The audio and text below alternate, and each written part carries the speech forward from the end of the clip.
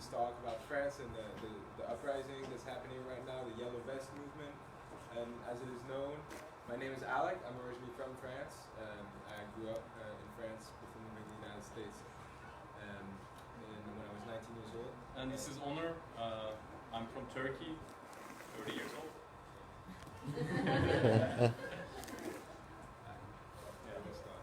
Okay, so I'll be first giving some historical context about what's going on, because like some of the stuff are a little bit different in Europe than here.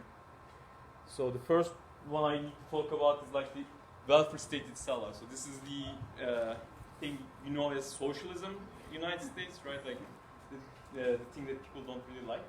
But like I grew up in a welfare state and it was pretty neat. So I mean, in terms of like getting free education and stuff like that. So it's kind of like a very, I mean, as I told you, like, it's not exactly the socialist revolution itself. So it's you could think there's some sort of series of reforms and then like taking the state, the government itself, as some sort of a negotiator, like a referee. They're like giving you like class peace in exchange. You are getting all this nice reforms. So, especially after World War II and like the Great Depression, the way the current international system, like with the IMF, like the the World Bank, United Nations, and the whole economical system with trade agreements was set up in like something called a Bretton Woods conference. So it's called Bretton Woods system, and then so there were like many concessions given by the system, and that being the things like free welfare and like I don't know, like some sort of political freedom and freedom of organization for the unions, and like most of these things were especially valid in Europe because USSR was just I don't know, just sitting right next to them, and then like. People in USSR were getting some really good rights, basically, and freedoms. So the powers that we basically were giving things like healthcare, education, so people don't become flag-carrying communists. But that very model like started crumbling all over the world during 70s. So there was like this, I don't know, you might remember. Some oil embargo and like some oil crisis and then like a very long stagnation. So this model was basically like the capitalism was in crisis and then like I don't know, the economy was not growing. And especially in the case of French model, so it has like some other historical context going back to like maybe even the revolution itself, like the Republican administrative model, like I don't know, the whole citizenry, like so you are being a citizen of the republic, and the state is in a sense like should be colorblind. It's not colorblind in the practice, of course, but like it's somehow intervening, like when like middle classes are losing their means of sustenance. It's kind of like a referee again. So and then in this system, like there were like very powerful central left and right parties, and so there wasn't like the industrialization. So there were like very powerful unions. Giving concessions as well. So in a sense, the state in France is like this negotiator, regulator, so that middle classes just don't immediately slide to poverty. But it's changing in late 70s, 80s, especially with these people like Reagan, Thatcher, and like all the jazz. So, and like the now we are in the era of like something called TINA. So like there is no alternative era. So I mean the neoliberalism is coming with its deindustrialization, deregulation, basically extremely powerful executive powers and like very fast executive powers, and most of the time they are like not accounting to democracy. So you are taking like the whole power and then taking it to, I don't know, either like some independent institutions or like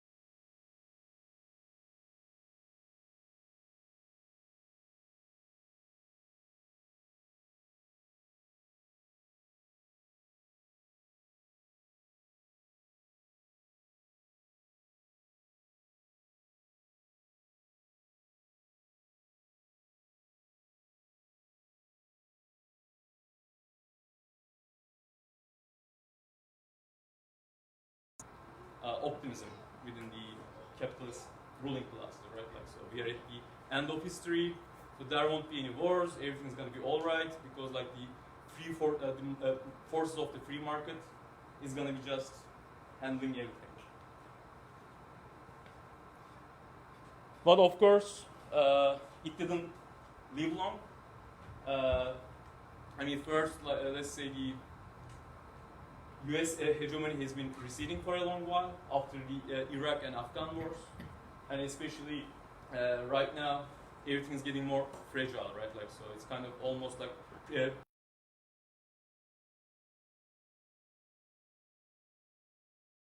China and Russia is emerging, and everything could be just inflamed, I don't know, very fast. And also, like in 2008, despite like all promises, despite just calling everyone very ideological and expecting everything from the market, we had this financial meltdown, and everyone lost a huge amount of revenue, like all their means of sustenance. So, in a sense, like they socialized the costs, like they bailed the banks, but not the people.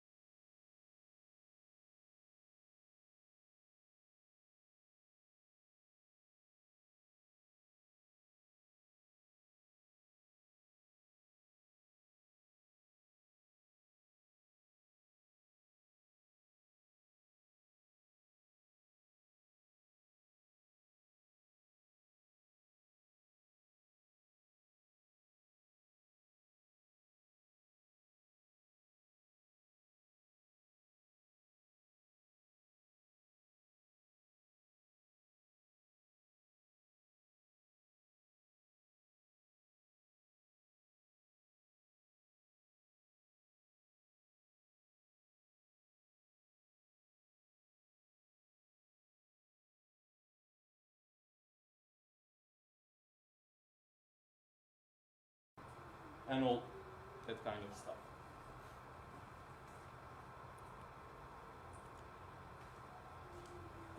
Maybe another example, important example was Greece.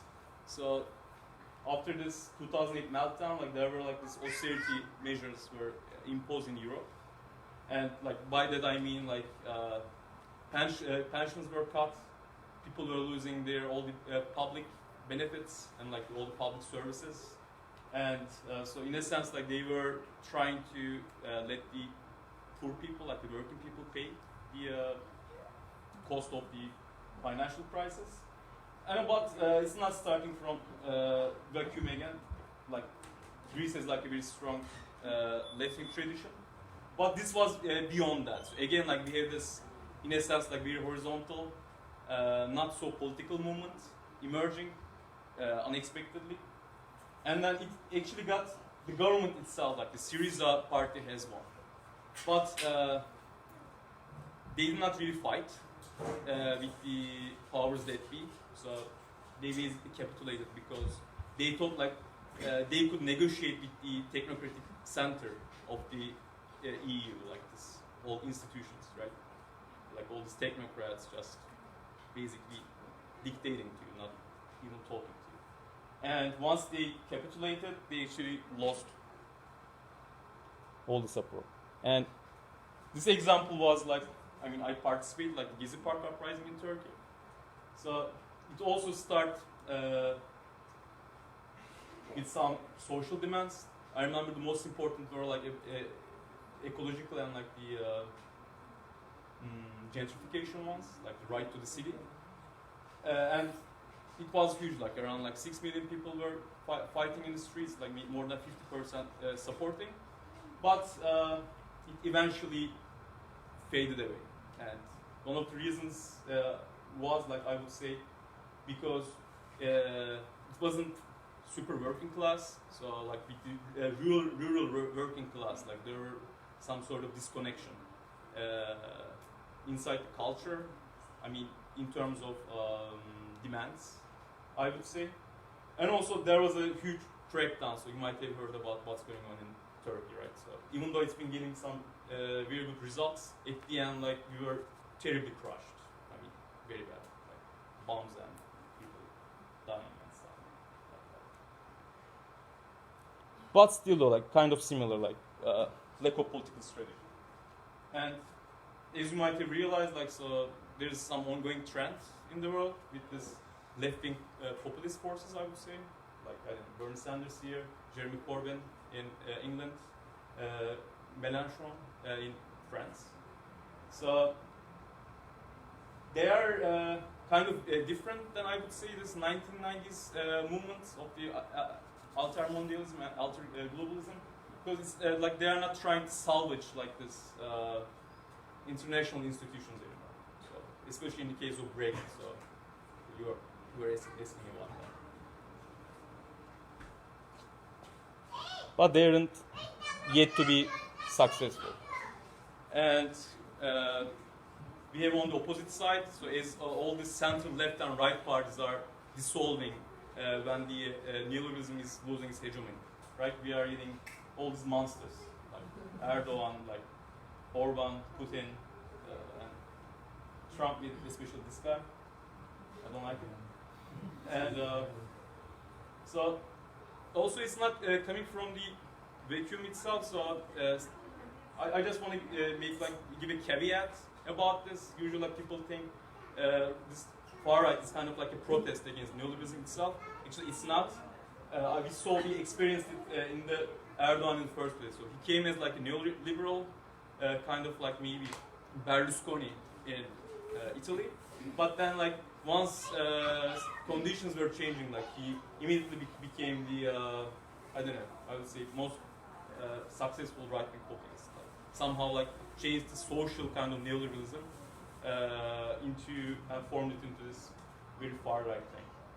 So yeah, we have this. So like the whole social base of neoliberalism itself is going extreme because they think like there are some people like the I don't know, migrants, or like they would say the cosmopolitan elites of the urban areas would never be incorporated in their ideology. So that's why like they went berserk. Yeah. Now, having finished that, you could finally start with France. So what does this all have to do with France? Well, as Anna said, none of these things happen in a vacuum. They happen with a past, with a historical context, under specific social systems. They happen in the tradition of struggle. And we've got to understand other movements that might be similar or different, and in which ways they're similar and different, and what that can teach us about what's happening right now. So I'll just start by kind of a step-by-step what's been happening in France for the past month approximately. So in September, the government declared it was increasing fuel tax by 11%. This is, like every country, there's a lot of taxes on fuel, but this government wanted to increase it. The official reason was to accelerate the ecological transition. right? So people use their cars less, and a lot of people is, can't not use their car and can't afford electrical hybrid cars, which most of us in this room probably can't afford an electrical car. And a lot of these people, which is interesting, is the protest that we'll see is extremely rural based, and that's comes back to the common issue of public transportation in the countryside and general access to transportation. So they were gonna increase 6 cents per liter for diesel, 3 cents for gasoline, which is not huge like that, but it does come around to $200 to $300 a year for an average driver. So, what happened is people started creating Facebook groups, basically saying, we got to resist this tax increase, we can't take this anymore. Clearly this government has been putting all the burden of its transformation on the poor and not at all on the ruling class. So they chose, so this is an extremely horizontal movement like we could see in the Arab Spring or Occupy Wall Street in its functioning and its communication methods. So it's a lot of Facebook groups are synchronizing all of these activities. So they chose Saturday, the 17th of November, as the first day of protest throughout France, and they chose the yellow vest as the symbol of the protest. The reason why it's the yellow vest, because in France, legally, everybody needs to have a yellow vest in their car in case you break down on the side of the road. So it's a symbol of the driver, and it's also, everybody has one, so you don't have to go get one. It's practical. So at first it was small Facebook groups until it started, there was a moment where a lot of people started getting interested and petitions got hundreds of thousands of signatures, and the Facebook groups grew to thousands and thousands of people. And then the first day of protest, so 300,000 people took place in blockades in 2,500 intersections throughout France. So this is in villages and small towns, people blocking roundabouts and intersections, doing basically, they were letting the cars pass, but they slow all traffic down, and they're like every 10 minutes they let one car pass through. And it's a way to both communicate with the people that are passing through about what they're doing and why they're doing it, and also a way to slow down the economy and the general life. So that was the first original protest. Then they realized that it had a lot of steam. I mean, clearly there was a lot of people just for the first day of protest, so they decided to move forward with their demands and actually called for a protest in Paris the following Saturday, on the 24th of November. The occupations throughout the countrysides kept taking place during the week. There's not as many people during the week, but they started solidifying camps and houses for people to stay during the day. So like retired and people that don't have jobs hold the blockades during the day, and then the people that have jobs come and back them up in the evening, and they do that every day.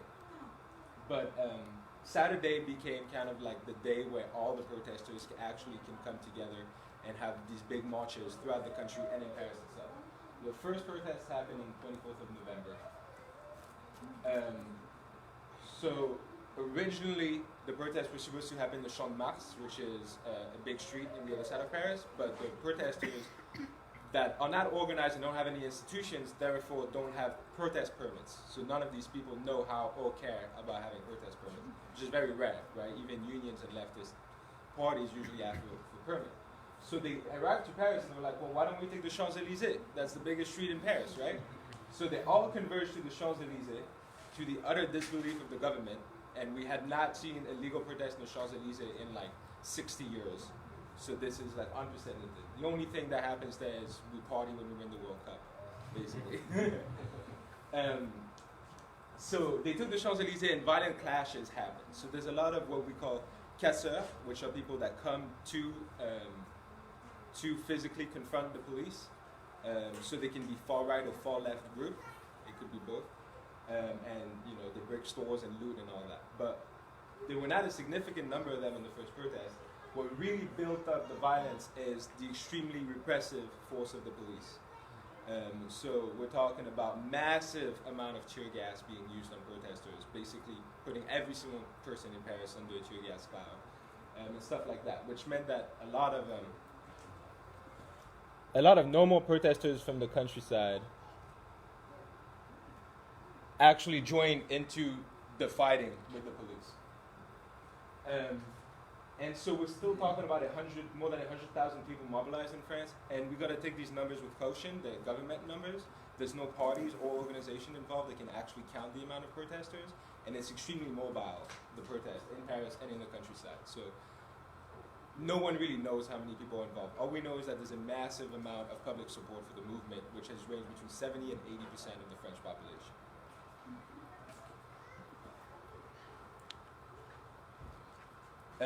So basically, it's a continuation of a similar method.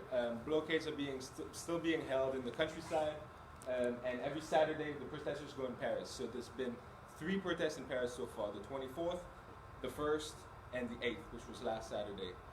Every time with more and more intense confrontation, to the point that last Saturday the government actually requisitioned armored vehicles from part of the military to repress the movement in Paris. So, but people are still going up to Paris first.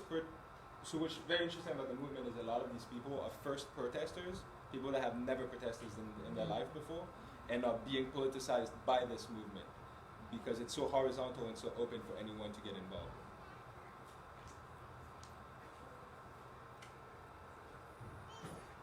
So the demands of the movement, obviously the original demand was take the tax, get rid of the tax, which the government actually did after 10 days of protest or so.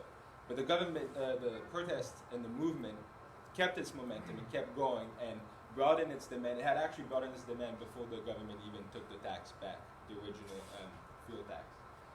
So some of the main demands that we hear are the reinstauration of the ISF, which is the tax on the fortune, which is tax on really rich people in France, that Macron got rid of when he got into government.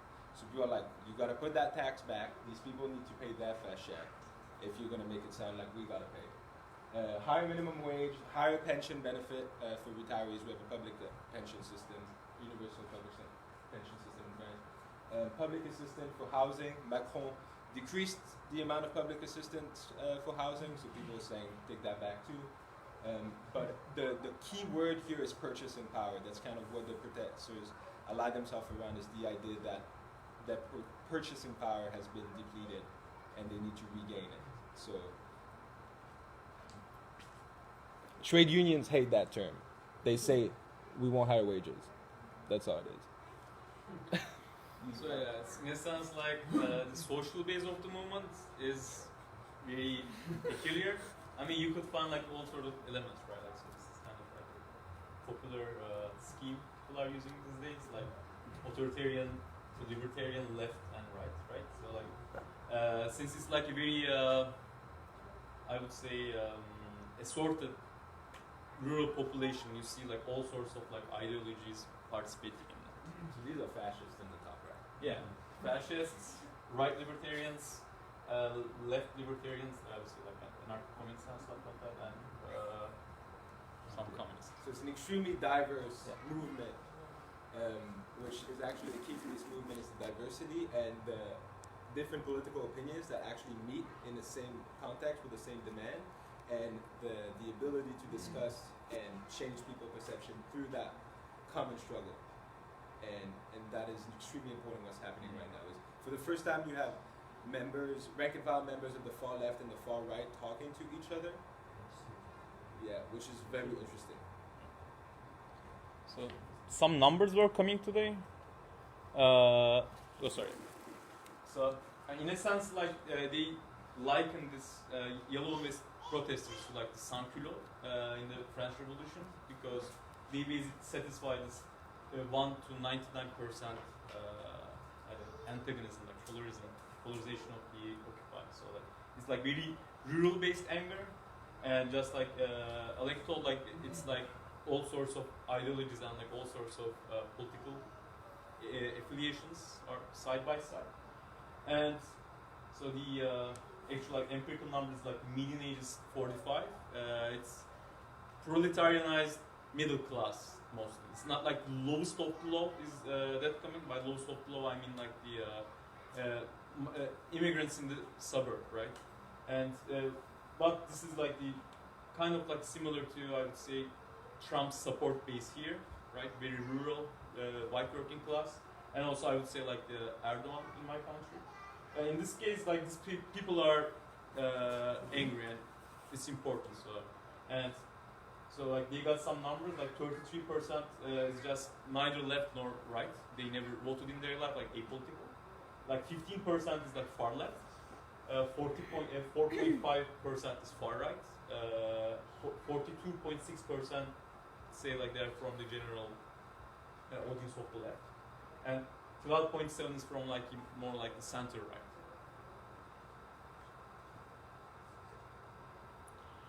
So how do they communicate? So just like electoral, so people keep popping up like new Facebook groups, like the social media is the basic means of communication. But still, like I was reading some numbers again, actually found by some physicists. Like I'm also a physicist, so we are, I guess, arrogant. We think this is just social physics, and and like so.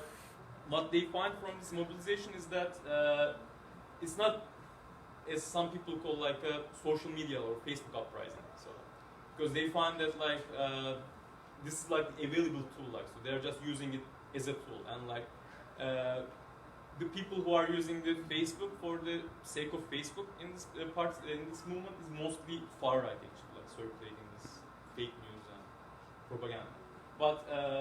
Actually, and like usually that's why you get like the neoliberal center coming and like claiming everything's orchestrated by the Russia, or I don't know, some people like just like Putin and Erdogan, I would say, come say like everything's orchestrated by Soros. It's their story. So basically omitting like this whole internal dynamics, but this is basically already put upon. Already existing connections. So it's like you know someone from a social movement, or it's your neighbor, or it's from they are from your community, or I don't know, you know them from the workplace or something, and then like they're it's not, and also they are using conventional media as well, and they also find that.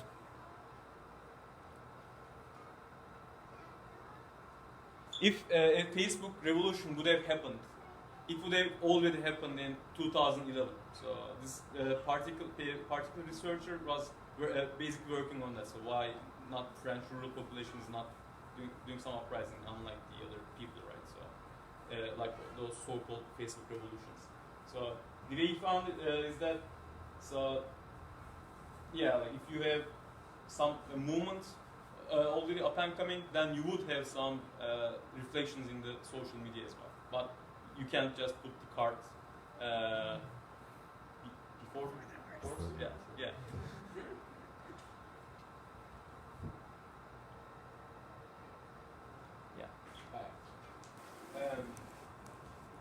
So, the common demand of everybody is that Macron needs to get out of his position and resign as president, basically. So the common slogan that everybody agrees on is Macron démission, which means Macron resign. And that's what brings everybody together. So there's a lot of ego that explains this, specifically like Macron's history of like saying really dumb shit. So this is some of the stuff, there's like live videos of all of these things happening, him saying these things to like some people. It was like, if I was unemployed, I wouldn't wait for everything to be given to me, I would fight first. He was telling that to an agricultural unemployed guy, a farmer, and he told them to go find a job in a restaurant in Paris. And he was like, I'm a farmer. A guy said, oh, all you do with your money is buy suits. And he said, the best way to buy a suit is to work.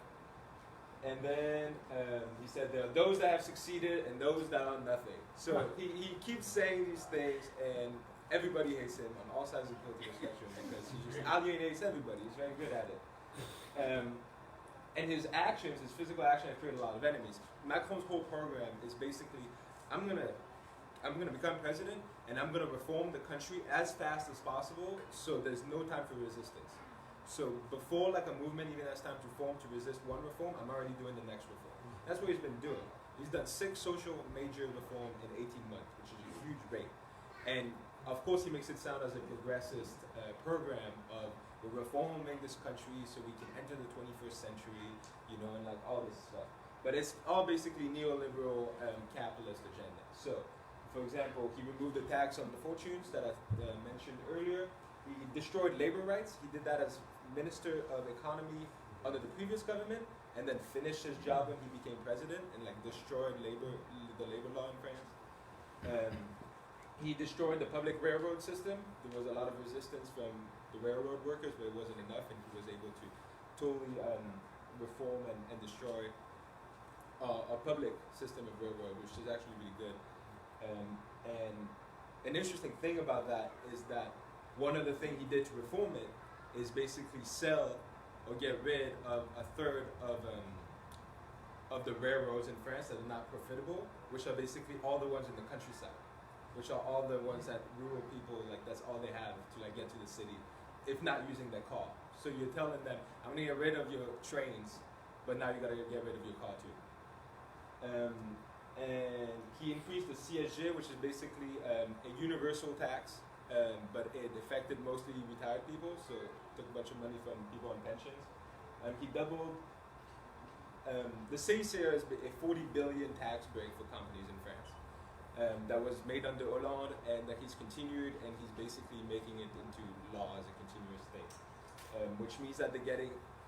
He put it into law 1 year before the actual program ends, which means that companies are getting it twice, which means they're getting 80 billion because he's like doubling the acts of this stuff. And he's attacking public sector. He wants to delete 40,000 jobs in 2019 and continuously get rid of jobs. So I mean, you have all these really intense reform he did in only 18 months, which created a lot of anger against him.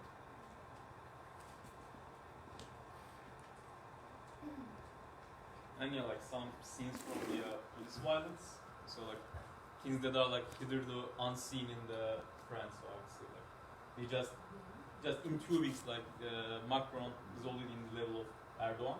So this particular picture is from like from some high school protests. Like they basically like conducted like mass arrests of like hundreds of like 150 high school students at once. It's something can only be seen in like a fascist regime. And the police that's filming, he walks around and he says, well, that's a well-behaved class. Yeah. With everybody with their hands on their head like that.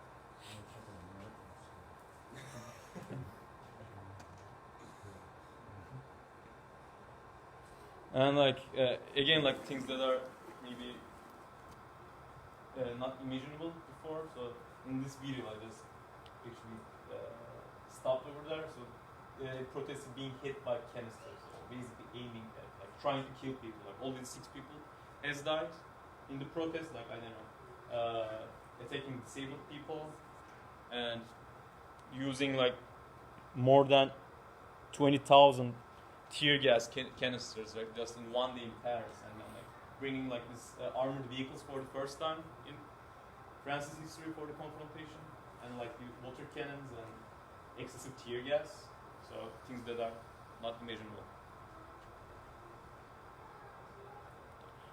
So there, the Interior Ministry of France was publishing some numbers that Alec was already mentioning them. So just in the previous Saturday demonstrations alone, like more than 1,700 people were detained, and then like more than 1,000 were just arrested. And then like it's kind of like an army, like 19,000 people were deployed, like police and gendarmerie, like in whole France, like 90,000. And so yeah. If I'm correct, there's 100,000 police and gendarmerie in France, which means that 90% of the forces are mobilized. And actually calling people back from vacation and from leave to come serve. Yeah, and it's not only Paris. Usually, Paris is the actor of all these social movements historically, right? Like, but like this time, all the other cities like Bordeaux, Lyon, Toulouse, they were all on fire, and so due to their, according to their numbers, 136,000 participated in the protest. But like usually, what I would do is that like I would get a number from protesters, and I would get a number from the state, and then I would just take their average. it's usually very accurate. It's something I learned over the years. And but still, like even after like the conversations and the images of violence, especially like showing violent protesters stealing shit, still, despite that, like more than 73% of the population supports the movement. And already like for the last phase of the protest, like 20,000 people were interested in Facebook. Now it's already like around 60,000. So people are expecting a huge turnout, despite like a terrorist attack 2 days ago in Strasbourg. So yeah, I'll mention that again later. But the interesting thing is the opposition parties, both on the right and the left, don't really know how to behave, and I'm trying to figure out how to behave right now because. So talking about the left, for example, the far left obviously supports the protest. Well, it took them a while because at first a lot of people thought this was like a far-right fascist movement. It took like a week for people to realize it was a popular working class movement. And so they're trying to float in this weird zone where they support and they do all they can from their position, which means as a national representative in the House of Parliament and as leaders of the parties, while never claiming to be a leader of the movement. Because it's a horizontal movement, right? So like think of Occupy Wall Street. Like everybody would hate if a politician claimed himself to be, you know, the leader of Occupy Wall Street. And so there's that weird gray zone.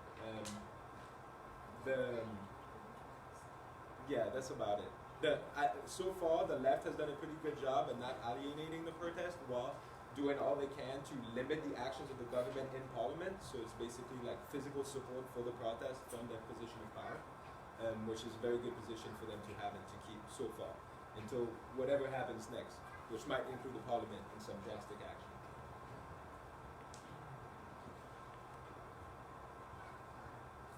So yeah, just to give you a general idea of how the French politics looked like before the Yellow Vest, so in this French presidential elections actually, Macron did not get like a very powerful mandate. Like he only received like 24% of the vote in the first round, and like he's coming from the centrist liberal party. So in case you missed, like so he was the finance minister of Hollande, the center left from the center left party, and then the monster, I would say, Le Pen, got around 21% of the votes from like Front National, far right. So the center right Fillon got like 20%, and Mélenchon, I would say, Arga got like 19.58%. And as you see, like the whole center parties and like all the, but like they just disappeared in thin air. So yeah, so Macron did not get a strong mandate at all. I mean, 24% in the first term is pathetic in terms of French historical politics. But he always claims, whenever there's a protest against him, he said, I'm filling up my mandate. I was elected for this, time after time after time. That's how he justifies whatever he does. And yeah, so he got a higher percentage in the second term, but that's not a Macron vote. That's an anti-Le Pen vote. Like that is the majority of the people. And those 20 million people out there, Macron, were making sure Marine Le Pen wouldn't get to the second term.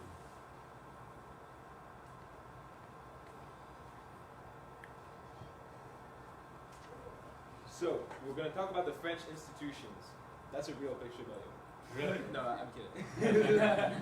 But the throne is real. He was really sitting in that throne. That's in Versailles. So Macron did a thing, because he does think he's a king, where he called both the parliament and the senate to come to Versailles for him to give a big speech. Versailles is where we used to have kings. It's kind of crazy that he did that, and he did it twice. Like he's just like, come, I need to speak to you, my fellow people. Yeah, my subjects.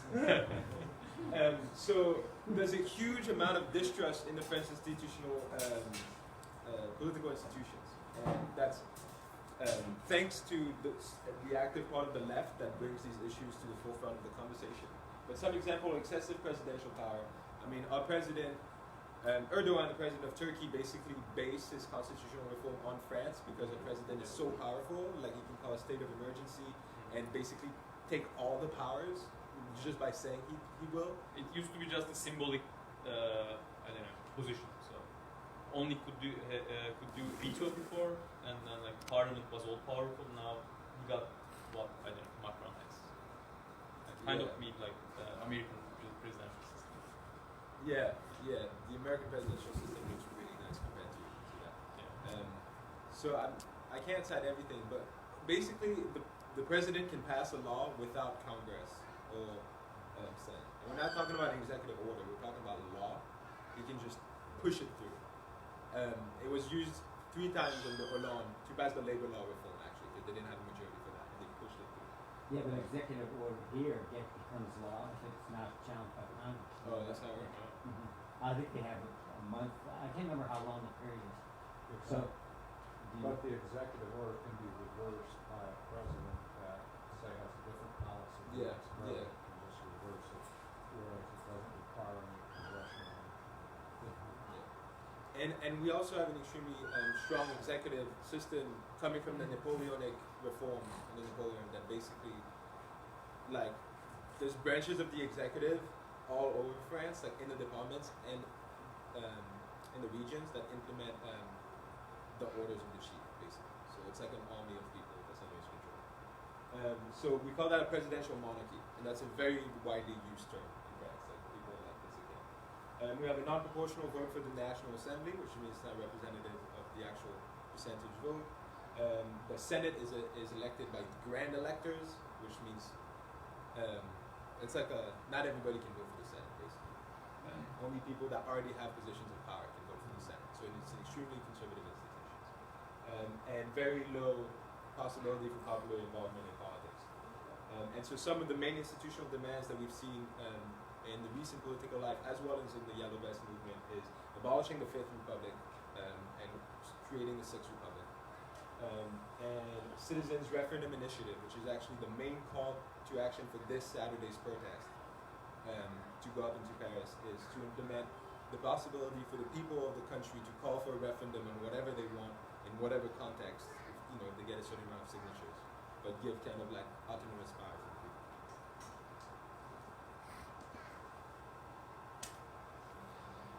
So, I don't know if you guys all saw, but Macron did give some concessions recently. He talked on live TV in France. He gave a 13-minute speech, basically concessions to the movement, what he was hoping would break the movement. He knew this would not be enough for the movement itself. What he was trying to do is erode the supporting forces, the people that support the movement, and make the popular opinion of the movement itself go down. So, we don't know yet if he's managed to do that. It's kind of something we'll figure out this Saturday, depending on what happens. But these are the things he offered. He offered a €1,000 in the minimum wage per month, with no cost to the employers. So I'll come back on that. The cancellation of the CGS increase for retirees, so basically the tax increase on pensions, get rid of for people that are less than €2,000 a month. Tax-free end-of-year bonus, which means that if you're a really nice employer and you feel like giving a little Christmas gift, the state won't tax you. And so it's supposed to be an incentive for bonuses, right? And tax-free overtime pay, basically incentivize employers to make their workers work more overtime because they're not taxed on it. Right? So we can all see this is kind of like ironic, right? It doesn't sound like that answers too well the question. So what the state did is it basically tried to answer some demands without putting any cost on the capitalist, like absolutely zero cost on the capitalist, by taking all of the burden on the state itself. So the €1,000 increase comes straight out of state funds, right? Tax-free end-of-year bonus, that means the government is losing money on the bonuses that people were going to give anyways, and now it's not getting any taxes on that.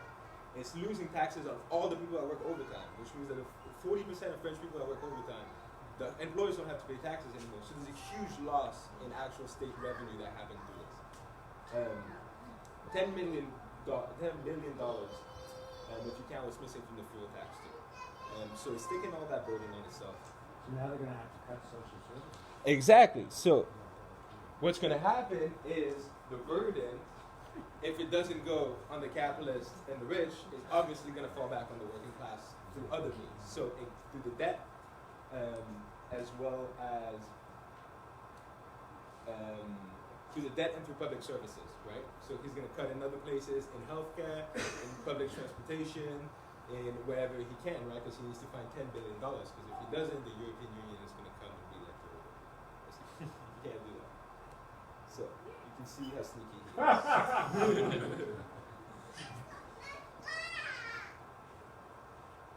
So there's a lot of movements outside of the yellow vest happening right now in France, and this is due to historical coincidences as well as opportunistic movement, in the good sense of opportunistic. So there's a high school movement going on right now. Will there be time for questions? Absolutely, we were hoping so. I hope it's not taking too long. Yeah, we'll hurry up. High school protest against the reform of high school as well as selection for universities. So in France, when you go to a public university, if you pass your high school, you go in. Like there's no requirement, no condition. And they changed that, and now you have to write like a CV and like a resume and like, oh, maybe, like convince them to take you, and you might not get in. And the system also doesn't work well, which means people are like hearing in August if they're getting in the university that starts in September, which is crazy. So there's been a huge high school movement. There's currently still 450 high schools that are blockaded in France by the students themselves. And they're pretty radical. When high schoolers are on the street, it's very dangerous for the government because, what's the quote you always say? Yeah, they're like toothpaste, like it's very hard to get them out, but like once they're out, it's hard to get them in. Yeah. So high school, they're dangerous. We have the labor movement is slowly calling for strikes in certain sectors, like in the railroads and in the refineries. So there's actually been, so this is a refinery in the southeast of France that the yellow vests were blockading to protest the fuel tax, and the workers of the factory took over and said, you can go do something else, we'll make sure this factory stays closed, and they declared a strike. So we have these little acts of solidarity that are developing, and producing a positive relationship. In terms of the banlieue, which is the hood or whatever you want to call it here, but in French we call it the banlieue, right? Immigrant and people of color majority urban areas, they've had their own social movement, and they've kind of been aligning themselves with the yellow vest. So there's an anti-police movement called Vérité pour Adama. Adama is a black man from Paris who got killed by the police under unresolved circumstances, and there's a committee that was founded around him that's been extremely active in raising a lot of consciousness in France and organizing the banlieue in general. And they called to protest alongside the yellow vests on December 1st, and they were in the streets with the yellow vests, which was an extremely strong statement, especially for the people that want to see the yellow vests as a far-right movement, is to see both of these people together, protesting together. In Marseille, I don't know if you guys heard about it, but like a month ago, this building crumbled and 8 people died in it. I remember seeing that. Yeah, and it's been a catastrophe because now the government of Marseille is like, oh yeah, we are absolutely not up to standard. So they've evacuated like 1,200 people from public housing because it's not safe. And now these people basically have nowhere to go. So like there's this crazy like urban confusion going on, and there's a collective that was built around it. They've been protesting a lot, and they've been really rising as a political force in Marseille. Marseille is also where Mélenchon is not from, but he's a representative of Marseille. And Marseille is historically very left-wing. They actually confiscated an old hotel in downtown, and they made it into like a struggle hotel for all those that want to come. It's like a 4-star struggle hotel. And so people go there to organize and have a place to sleep, and they made like a headquarters. Maybe ecologists too, like even though like people are called, Oh, yeah. anti-ecologists, right? Like because they're against like some sort of carbon tax, but they're of course like against like getting the burden of the ecological disaster on their shoulders. So, but like there were like some convergences to like yellow vest and like ecologists like moving together in some political marches. So. The March for the Climate saw really big participation in France, and they walked alongside the yellow vests. Yeah. So never let American media tell you this is an anti-environmental climate change is bullshit argument. But take that apart. And also, like, yeah, I really want to talk about that because there's some skepticism going on in terms of like international solidarity, especially in Europe. I would say, like, let's say from the German left, because as I was saying about like as the center left and right parties are dissolving, and like especially in Europe, we are seeing the political center itself moving to the very right. So now we have, like, let's say in Hungary, right? We have now right. And right of the right, because now new center is far right. They are already being active, and like they've already been very fast. I mean, let's say like this monster Bannon I was talking about, right? Like he already has like some sort of nationalist international. They already progressed. Like they got like Brazil elections, for example, and because of this unequal polarization within the politics, that like we already lag behind is the left. People are skeptical, and then like what I would say is also like because we are also in some sort of post anti-fascism area too. So in Europe especially, like it's not like something very horrendous to be a fascist anymore. Like it used to be like very shameful, maybe like using like fascist symbolism. So it's kind of like degrading, and like all of this anger, kind of like social explosions happening within the context of this center already moving to far right, and also like we are already couldn't get rid of our political defeats by neoliberalism and like with the fall of the Berlin Wall, right, and that's why like some of the street radicalism, especially in like Brazil, now in Andalusia, in Italy, like with this 5-star movement, it's actually doesn't immediately canalize into left-wing politics. Maybe before, like this, if you have like a street movement, you know it would be using like left-wing symbolism at least, right? And then like it would canalize to some left-wing political project, but not necessarily right now. That's why like left, in a sense, is somehow hesitant, like because they are now applying all this political hygiene tests to a movement. Right. But it's not good because if you are not participating in the movement, you are not kicking fascists out. You are kicking yourself out of the movement, and so in a sense, like there is like chaos under the sky, right? Like, and if we don't act up, if we don't participate in the movement, it's just sinister.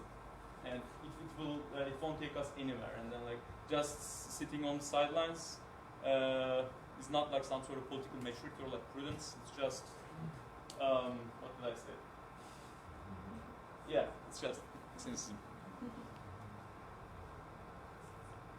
So luckily in France, people were not as cynical, and like they already participated. It also happened in the Gezi Park. That's my experience too. Like there were like far right elements, but like we were also actively in the movement with our ideas, with just by discussing with working class people, maybe even with our fists. So it basically halted the progress of the far right already.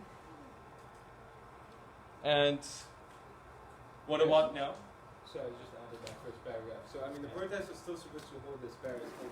So there was a shooting in Strasbourg 2 days ago. This is French City. And the government, being who they are, they said it was at a Christmas market. 3 people died. The guy's actually still running. He hasn't been caught yet. But the government said, we will hold the Christmas market to show the terrorists that we're not afraid, you know, we can still like be France and all that. But the Yellow Vest movement needs to stop to respect the victims of this shooting. Yeah, of course. So that's like the dual, you know, narrative of the French government, which is obviously bullshit. And Mélenchon said it very well in the National Parliament, where he talked to the Prime Minister and he said, we will be France and we'll keep doing what France does, and the Yellow Vest movement will continue to take place, and we can't stop that. It has nothing to do with what happened in Strasbourg.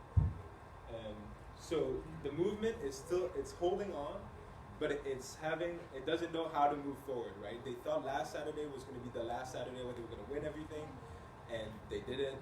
And now they think this Saturday is going to be it, but there's still something that needs to be built and found in the moving forward. There was a protest against ALEC here in New Orleans a couple months ago. Small crowd. Some people were arrested. I don't know if you guys see Yeah, it. it's not saying No, that's my name. Oh. but, There's an organization But called yeah, out. yeah, I know. I'm sorry. Yeah, we left that. We should. Protest against you. Yeah. Sorry about that. No. So yeah, in a sense, like it's very hard to I don't know, like basically move it all of this in your hand because like there's like some seemingly incontradictory demands, like from like the hood, right, like and like white working class and like some small business owners also inside that. It's like the now like the role of the politics is here because now people need to come with like a very coherent politics program, like kind of like you need to orchestrate all this contradictory things to into like the one straight thing, right? So and so yeah, at this point, like what I would argue is that like we can't stop, we can't left the initiative. Otherwise, it should either be like a general strike or maybe like some constituent assembly. But yeah, we need to move on. Yeah, we have to Yeah, understand. yeah, we did. Okay, I know I've been sitting here jumping around. I mean, I've seen this whole historical period and lived it as an activist. You know, so I've been involved in this fight, so thank you very much for bringing this up. Not just the discussion on the Yellow Vest protest, but also putting it into context. I appreciate it.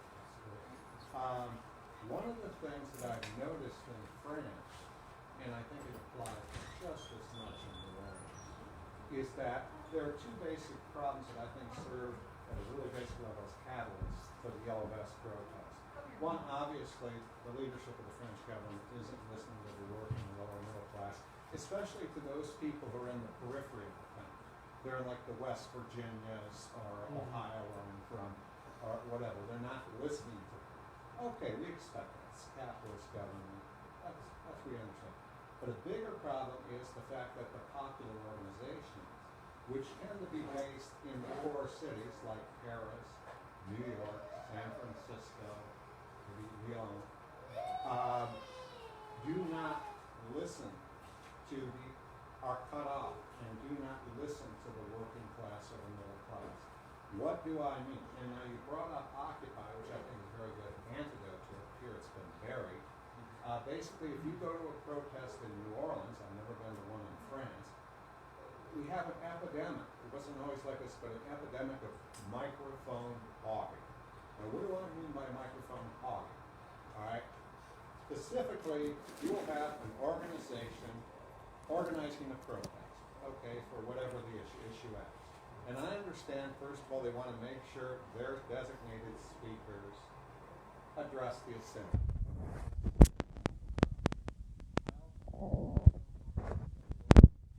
Position to speak. But why has it become a pervasive in New Orleans where they don't even set 20 or 30 minutes aside for open mic?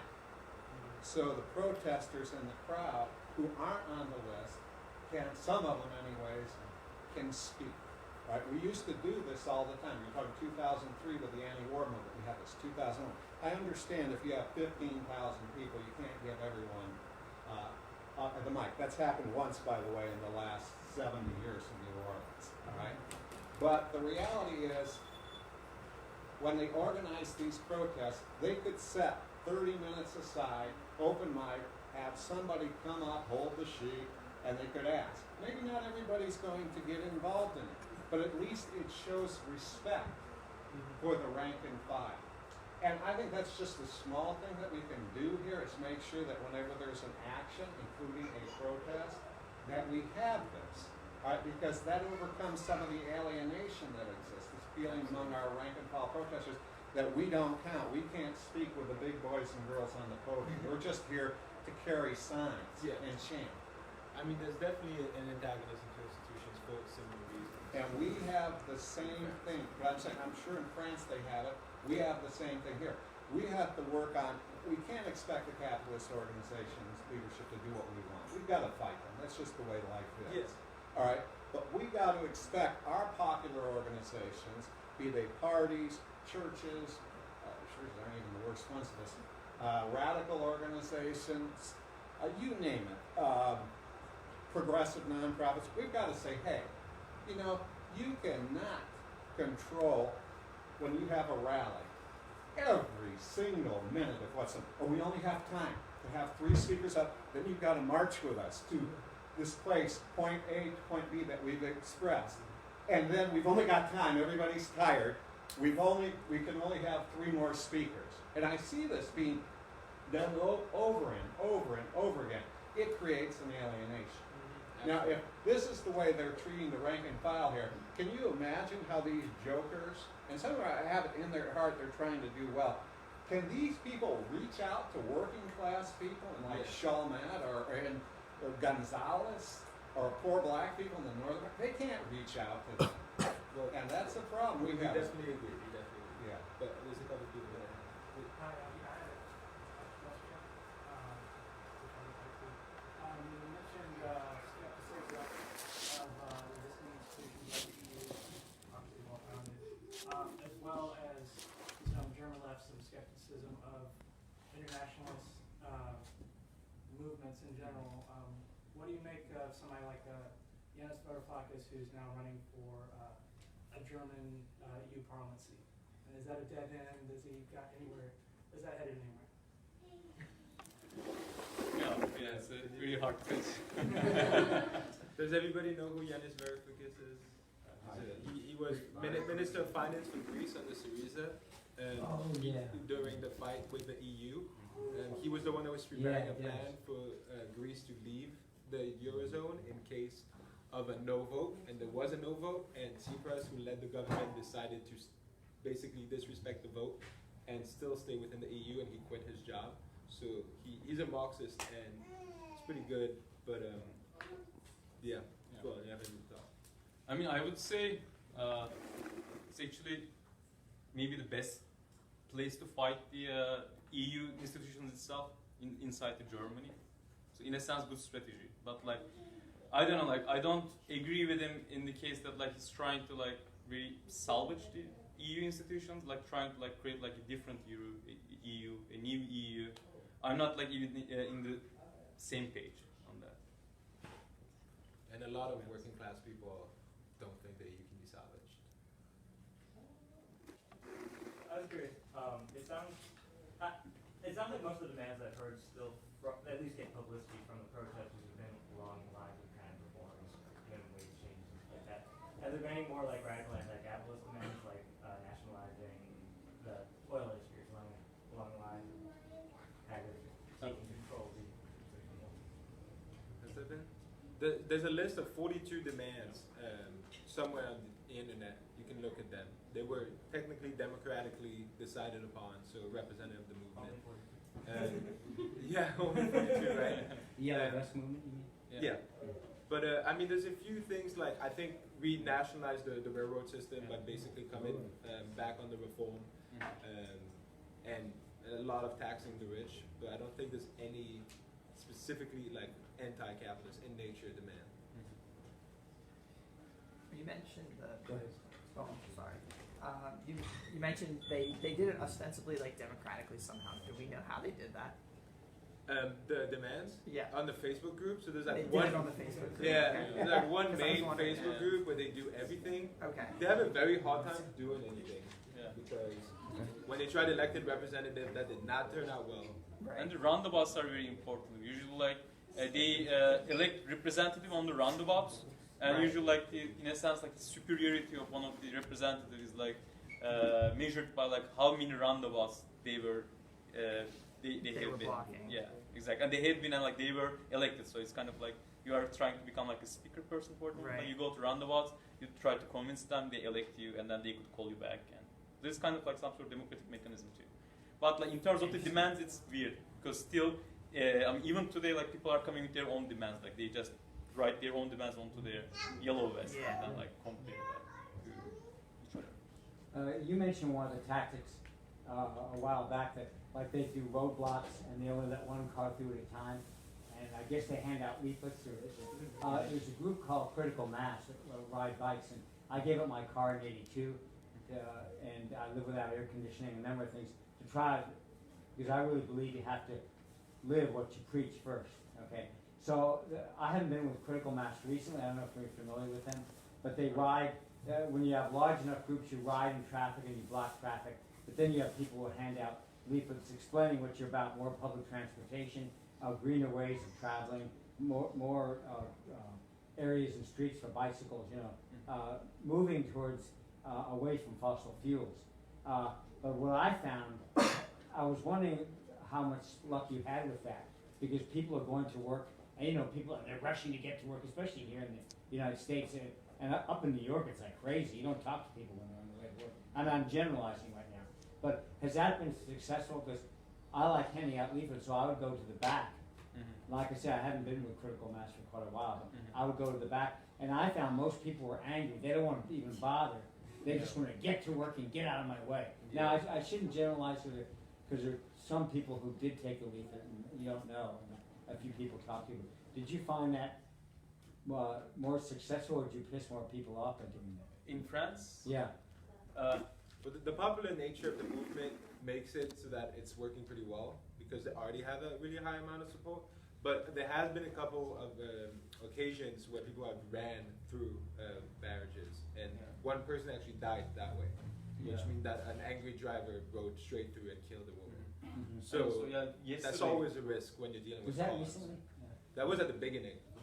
today, Yeah, I remember reading about that. today some like 23-year-old like truck driver, like, who was also participating in the protest, like died that way too. Like someone just drove over trucks. First of all, thank you.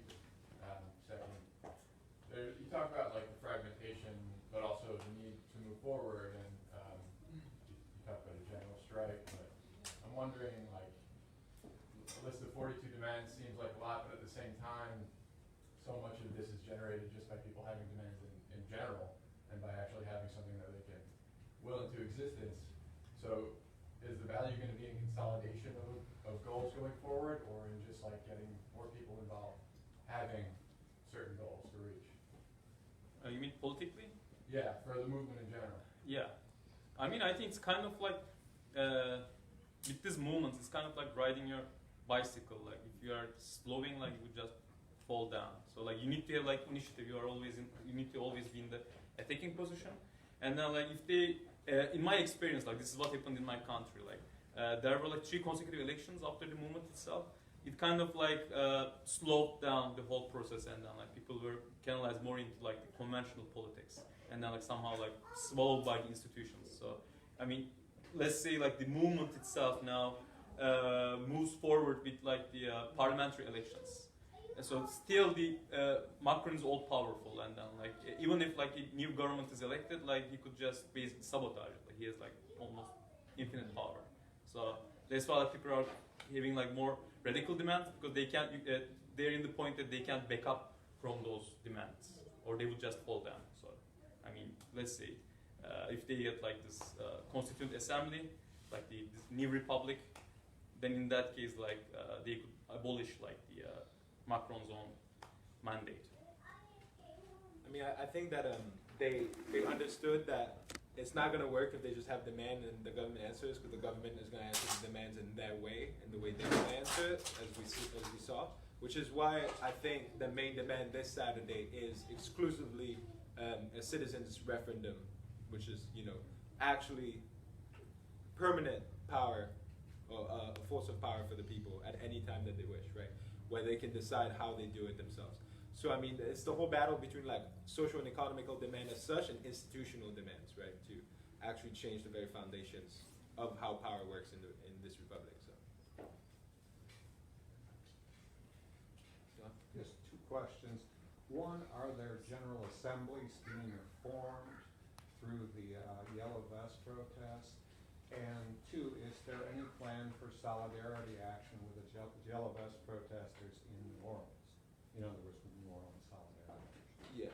So in the first question was, what was the first question? Are there general assemblies Yeah. happening? In their own form. A lot of these people don't know how general assemblies work, so they're kind of figuring it out as they go. Okay, but they're trying. Yeah, Okay. absolutely. That's the model, the general model they're taking. Yeah. And no, we don't have any specific action in mind, although we do have a bunch of yellow vests and we're hoping to take a picture with whoever's interested at the end of this that we can send back to France. You know, some international solidarity. Exactly. Just to show that people know about this throughout the world and care. Veterans for Peace have had a yellow vest for like 25 years now. Yeah. I mean, no connection to, you know, not thinking of the movement. Just Yeah. Yeah, good coincidence. Any other comments or questions? Alright. I have heard that the movement has kind of moved to some like neighboring countries like Netherlands and Belgium, like I don't know what yellow vest movement's spurring up. I still have trouble. I think that something that kind of seems to me to make it powerful is that they have this kind of neoliberal hack in charge who doesn't represent anyone's wishes. Which, I mean, unfortunately we have Trump on so many levels, but Yeah. I also feel like there's a certain degree that their right wing is still somewhat critically thinking about what's going wrong with their country, and I have a lot of trouble seeing the modern right wing get there. I don't know. I know it's just a comment. In the United States, you mean? Yeah, right now, especially just because I feel like there's no way they'll ever turn on Daddy Trump. Yeah.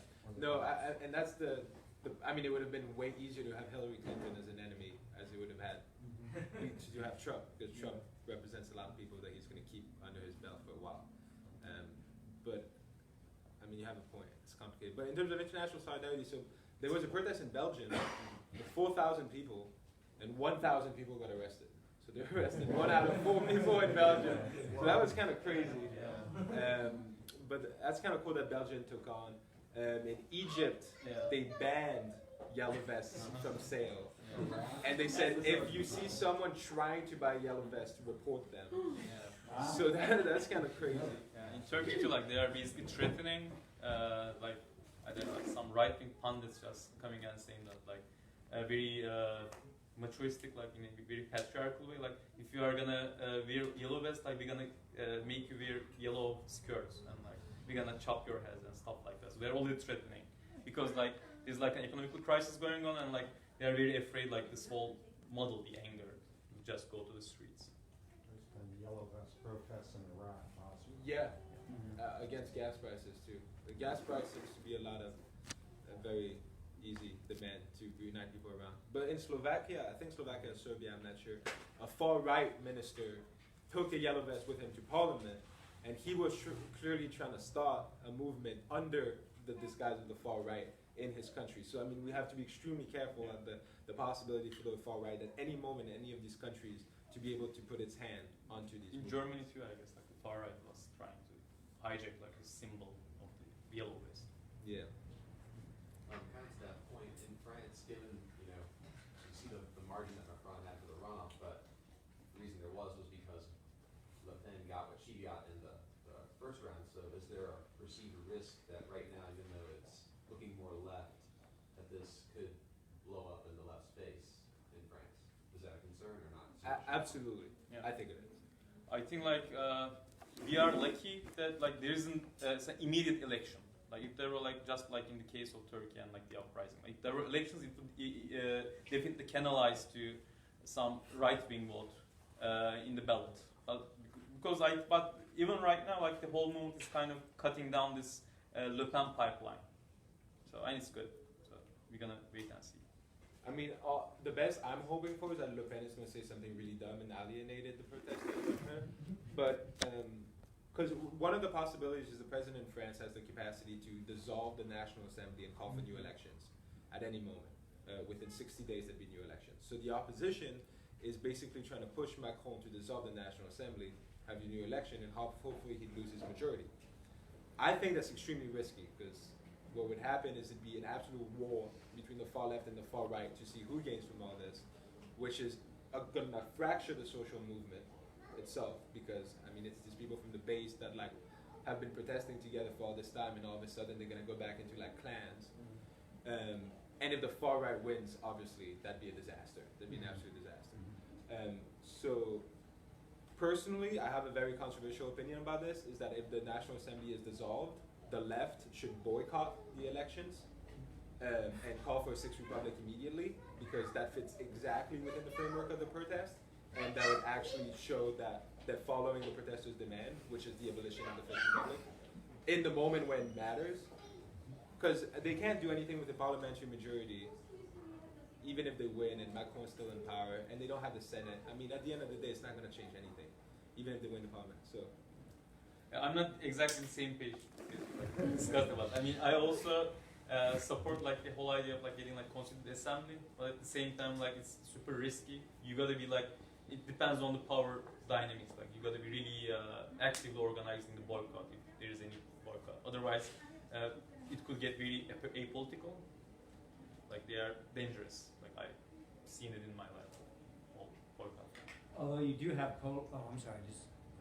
You do have polarization in the states here, even though you're kind of locked in mentally to a two-party system, Democrat and Republican. I mean, you have the Greens, and the Labour Party on the left, and then you have the Libertarian. I forget what some of the other right parties are, but they don't have much power. I mean, so it's basic. So you still have you still could have you still have a polarization here to some degree, and this could get worse depending on what Trump does. It's usually within the parties in the United States, like two-party system. Mm-hmm. It would have been great if there was like third party.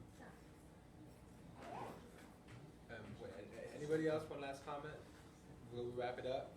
Everybody can Can you just quickly elaborate on the Sixth Republic versus the Fifth Republic? I'm not familiar. Yeah, so far there's been 5 republics in France.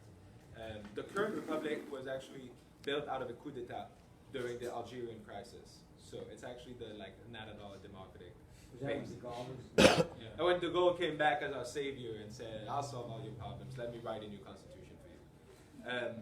So it doesn't have any legitimacy. The program of the left, and Mélenchon specifically for the past 6 years now, has been to move forward to the Sixth Republic, which is the brand new system, extremely way more democratically based, with environmental concerns and social concerns within the constitution itself, and all of these things. And that's basically been his program. But he's extremely legalistic in his ways, and he only wants to do it when he becomes president, and then he can use Article 11 of the Constitution to call for a referendum and move over. But he's managed to bring the idea of a Sixth Republic into the popular consciousness from all political sides. And that's good. Yeah, that's really good. The current republic is terrible. So Macron resigned, but also bring us the Sixth Republic. Yeah. It's basically like a constitutional convention. It's just writing a new constitution.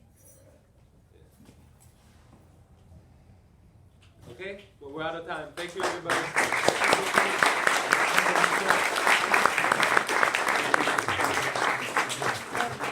There's a couple more sandwiches if anybody's hungry on the way out.